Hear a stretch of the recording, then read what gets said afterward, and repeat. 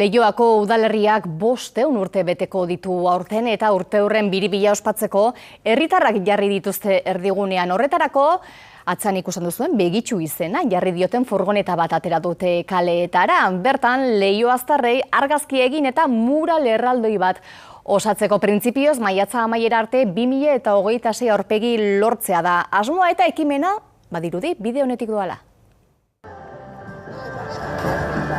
Baimena sinatu, hilari azken ukituak eman eta kamera aurrean jarri. Ekimen hau oso aproposa da. Oso ondo iruditzen zait, herritarrak eta bisitan datozenak, askotan datozenak, danak ongi etorriak dira. Bakarrik, senide, lagun edo maskotekin batera, argazki egitea da kontua. Kira estaba nerviosa, pero bueno, bien.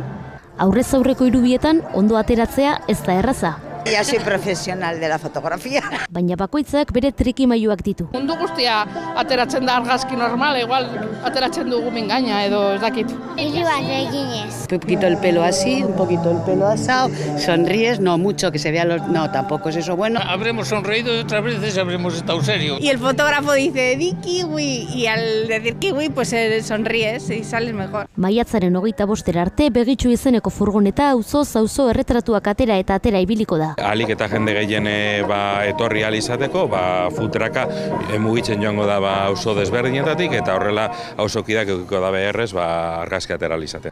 Gutxienez, 2026 aurpegi lortu gura bituzte mural erraldoi bat osatu eta kulturretxean erakusgai jartzeko. Hori da, 500 urte horrena eta pospozik, ni alkate moduan ospatu ahal izateagatik, batez ere herrian sortzen ari dan giroagatik, nik uste dut hori dela azken finean garrantzitsuen, ezta?